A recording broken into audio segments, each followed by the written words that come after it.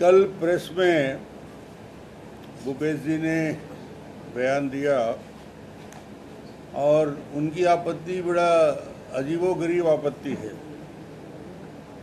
प्रधानमंत्री जी के zero tolerance पर उन्होंने बात कही कि छत्तीसगढ़ और मध्य प्रदेश की सभा में उन्होंने कहा कि मैं भ्रष्टाचारियों को नहीं छोड़ूंगा। अब भूपेश जी, आप क्यों घबरा रहे हो? प्रधानमंत्री जी का इशारा भ्रष्टाचारियों पे है।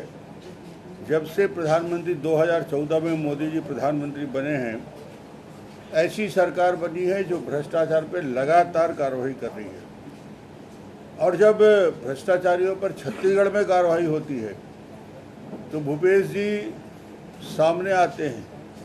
और जब कोयला घोटाला, शराब घोटाला के मामले जब प्रकरण बनते हैं तो कांग्रेसी पंजा उनके संरक्षण में सामने आता है।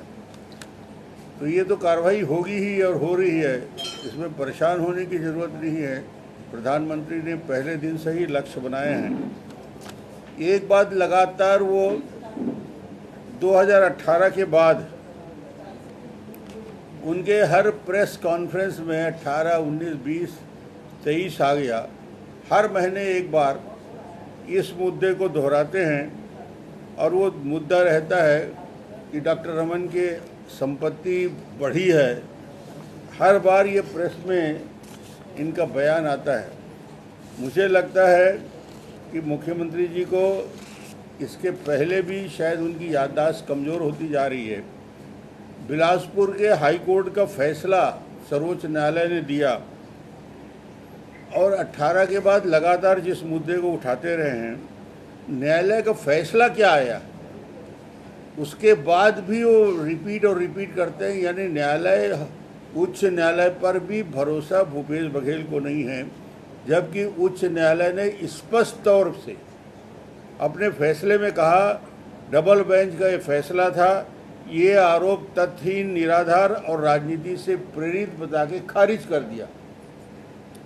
अब हाई कोर्ट ने जब रिजेक्ट कर दिया, उसके बाद भी 2018 से वही राग अलाप रहे। हर महीने प्रेस में डॉक्टर रमन की संपत्ति की बात होती है।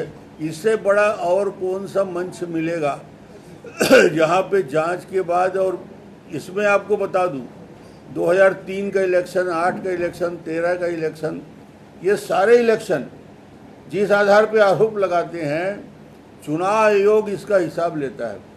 और चुनाव आयोग को शंका होता है तो ये सारा आईटी डिपार्टमेंट को जाता है।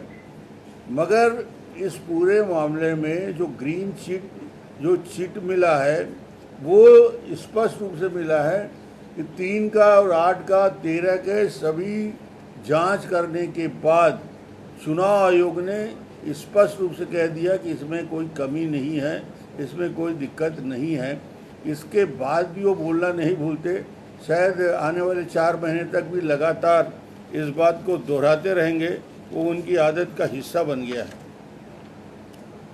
दूसरा विषय जिसके बारे में उन्होंने आपत्ति दर्ज की थी और प्रधानमंत्री ने स्पष्ट रूप से आरोप लगाते हुए बात कही थी, प्रधानमंत्री के बयान थे कि 19 से 23 के बीच 2161 करोड़ का घोटाला भूपेश सरकार ने किया। इसमें आपत्तिजनक क्या बात है? किया है, प्रमाण है। और इस पूरे मामले में आपने पूरे के पूरे तंत्र को करप्ट कर दिया। सरकारी शराब आउटलेट पर शराब माफिया का कब्जा हो चुका है। स्टेट मार्केटिंग कॉरपोरेशन लिमिटेड द्वारा पूरे शराब मैनेजमेंट और मॉनिटरिंग, वहाँ के पदाधिकारी कुछ IAS, अनवर ढेबर और उनका ग्रुप के साथ साथ 800 आउटलेट का अपने लोगों को पोस्ट किया गया। ये पूरा का पूरा मैनेजमेंट, जिस प्रकार से 800 शराब दुकान के आउटलेट में बिक्री को मैनेज किया, ये सीधा सीधा भ्रष्टाचार को बढ़ावा देने का पहला कदम था। दूसरा कदम, नकली होलोग्राम से माध्यम से 30% से ज़्यादा शराब वो 800 आउटलेट में बिक रहा है। देखिए कितना बड़ा षड्यंत्र है कि एक तो अपने लोगों को एजेंसी बैठा के 800 दुकानों में बैठा दिया और बैठाने के बाद उस नकली होलोग्राम का उपयोग करते हुए बिना टैक्स पटाए सरकार का रेवेन्यू लॉस हो, बोलता है ना नुकसान कहाँ हो रहा है। अरे भाई 30% शराब बिना होलोग्राम के निकाल रहे हो, अवैध रूप से आउटलेट में बेच रहे हो, इस विषय को लेकर आप देखने चाहिए। और महत्वपूर्ण विषय जिसमें यदि कोई व्यक्ति ईमानदारी से सर्विस करता है पूरे जीवन भर तो उसके संपत्ति में कितना इजाफा होता है, जितना उसकी संपत्ति और जितना उसको तनख्वाह और पेंशन मिलता है। मगर इस मामले में ईडी ने जो संपत्ति जब्त की है वो संपत्ति, वो चैनवर का हो, अरुण त्रिपाठी का हो, अनिल टुटेजा का हो, 121 करोड़ से ज़्यादा की संपत्ति जब्त की गई। 53 एकड़ ज़मीन नया रायपुर में अनवर ढेबर ने खरीदा। ये रातों रात पैसा कहाँ से आया? शराब के ही पैसे का उपयोग किया। और सबसे बड़ी बात जो ईडी ने अपनी चार्जशीट में दिया, उन्होंने कहा इस चार्जशीट का वो शब्द महत्वपूर्ण है मीडिया के लिए और छत्तीसगढ़ वासियों के लिए, टॉप पॉलिटिकल एग्जीक्यूटिव का जिक्र किया है। मेरी समझ में किसी प्रदेश का टॉप पॉलिटिकल एग्जीक्यूटिव वहाँ का मुख्यमंत्री होता है, तो क्या टॉप पॉलिटिकल एग्जीक्यूटिव को शंका के घेरे में ईडी के पूरे जांच में इशारा उधर हो रहा है, तो क्या उस दिशा में राहुल गांधी जी मुख्यमंत्री के ऊपर कार्रवाई करने की हिम्मत करेंगे? क्या भूपेश बघेल के ऊपर कार्रवाई करने की ताकत है? तीसरा विषय जो प्रधानमंत्री जी के ऊपर आरोप लगाया, इनका इतना ही समझ धान की खरीदी में, अभी उसके बारे में झूठा कौन प्रधानमंत्री जी के ऊपर आरोप लगाने की हिम्मत करते हैं, मगर ये नहीं समझ है कि धान और चावल में कितना फ़र्क है। एफसीआई जो होती है केंद्रीय पूल में चावल लेती है, धान नहीं लेती भाई। धान अलग होता है और चावल अलग होता है, और जो केंद्र सरकार द्वारा भुगतान किया जाता है वो भुगतान चावल पर किया जाता है। इन्होंने आरोप लगाया था 18-19, 19-20, 20-21 में और 21-22 में धान खरीदी हुई। 18-19 में 80 लाख मेट्रिक टन धान खरीदी हुई।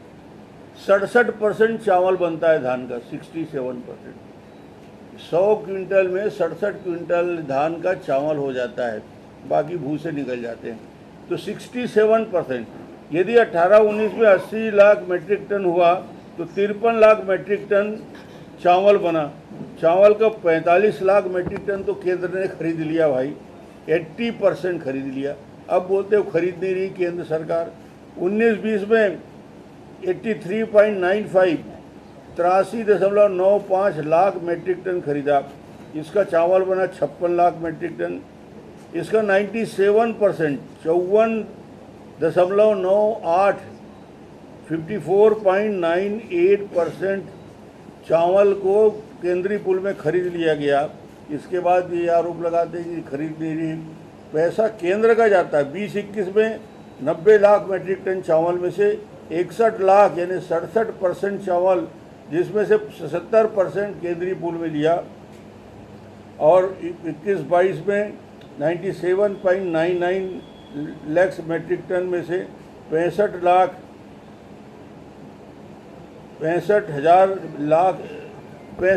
मेट्रिक टन में से 51.73 लाख मेट्रिक टन, 78%। अब चावल पूरा का पूरा केंद्र सरकार खरीद रही है, पूरा पैसा दे रही है।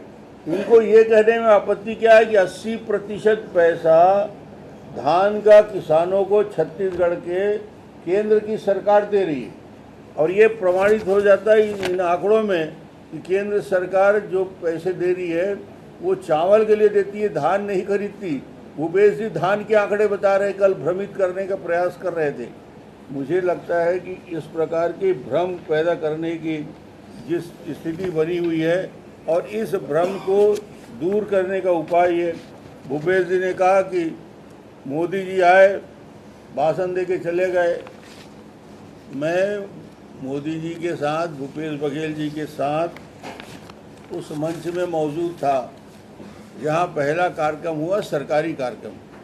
उस सरकारी कार्यक्रम में भाषण देने वाले प्रधानमंत्री जी थे, भूपेश जी ने भी भाषण दिया। वहाँ प्रधानमंत्री जी को धन्यवाद दिया सौगात के लिए, रेलवे के लिए, नेशनल हाईवे के लिए 7,600 करोड़ की सौगात दे के गए और अब बोल रहे हैं कि झुनझुना पकड़ा दिया। अरे भाई, झुनझुना तो कांग्रेस पार्टी ने टीएस सिंहदेव को 100 दिन का उप मुख्यमंत्री बन के पहना दिए, लगा दिया। झुनझुना तो भूपेश जी टीएस सिंहदेव को पकड़ा है। प्रधानमंत्री तो 7,600 करोड़ के प्रोजेक्ट का लोकार्पण और शिलान्यास के लिए आए हैं। सवाल इस बात का है कि प्रधानमंत्री जी इस देश में और इतिहास में सर्वाधिक ईमानदार, बेहतर काम करने वाले और दुनिया जिसको मानती है, उस प्रधानमंत्री के ऊपर इस प्रकार की टिप्पणी करना उचित नहीं मानता।